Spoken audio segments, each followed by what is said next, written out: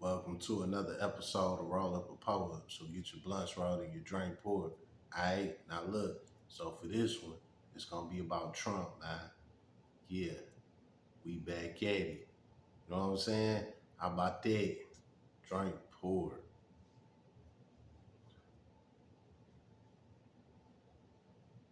Drink in there. Drink poured, man.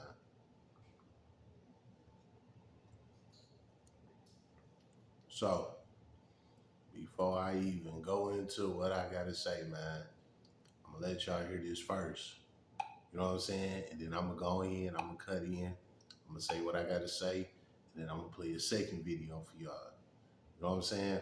Alright, how about that?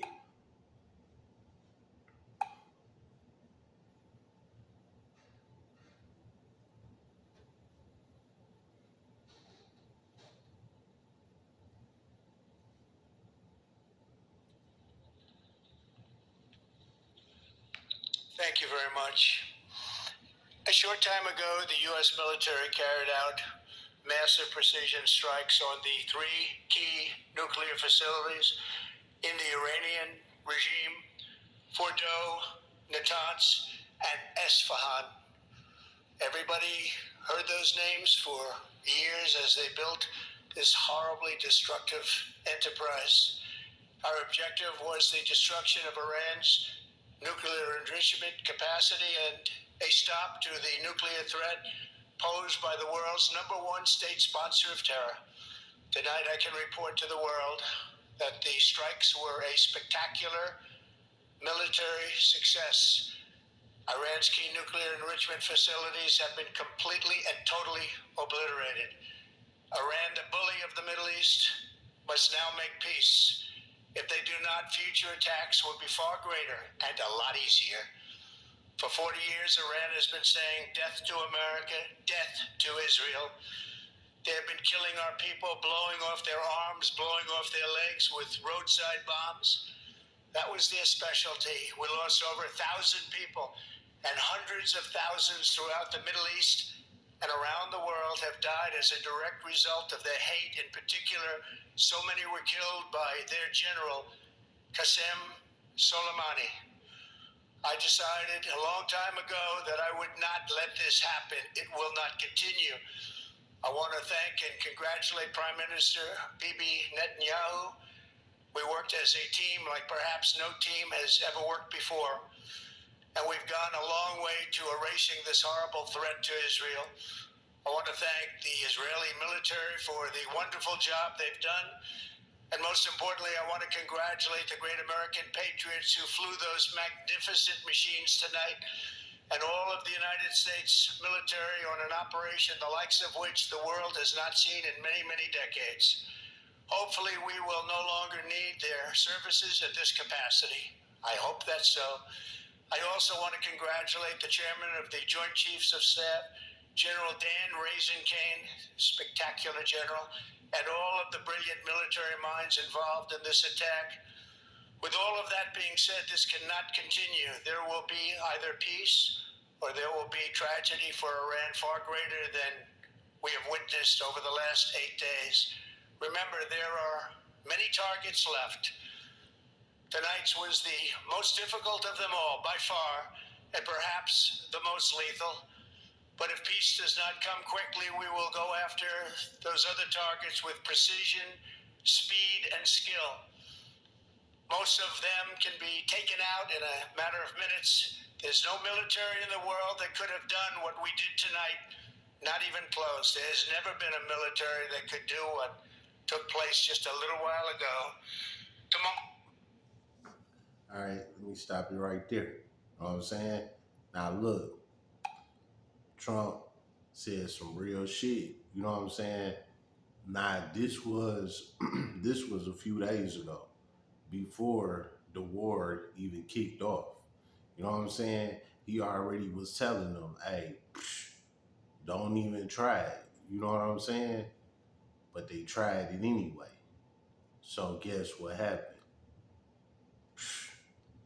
They had to cease fire. Yeah. So after Trump told them not to try and retaliate on us, you know what I'm saying, let it go. Basically, what Trump told them, they still tried to retaliate anyway. And they came back and they hit one of our army bases out there in their country, in Quaidar or whatever it is. They fired some missiles out there on that army base.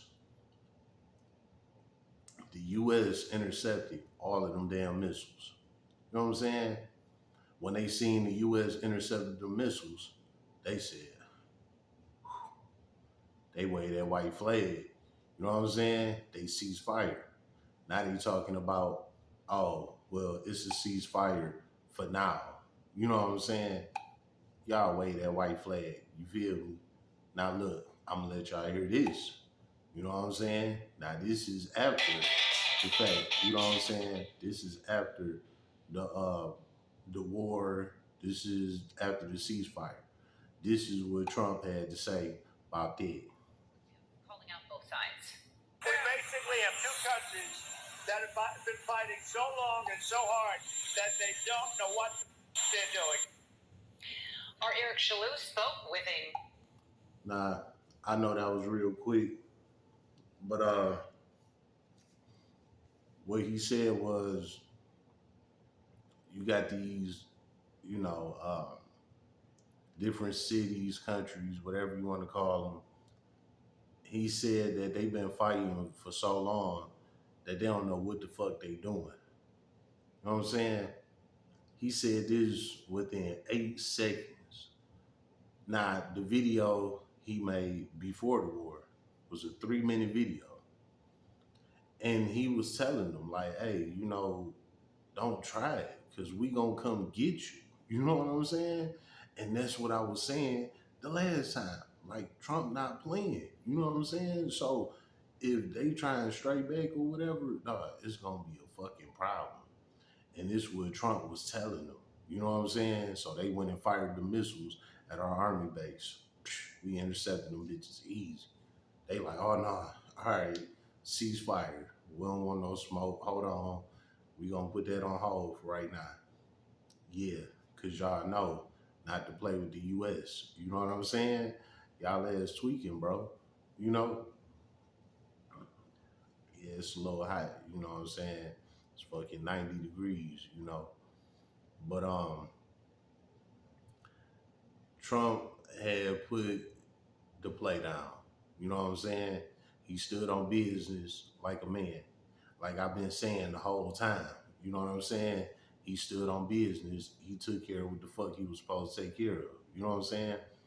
Now they cease fire. Now they want to be at peace with us.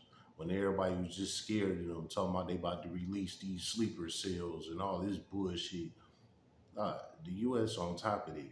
You know what I'm saying? Like, they not gonna get that shit off here. It's not gonna happen. Like, we got the coldest troops in the world. You know what I'm saying? Again, just look back at the riots that was just in Cali. Trump deployed 700 Marines out there instantly. Cali been quiet ever since. That was just 700 Marines. We have over 200 troops on call at any given time. And he said we got the best troops of the world. You know what I'm saying? Come on, man. It was just a matter of time, and that's exactly what it was. It wasn't even a whole 24 hours, and they already ceased fire, man.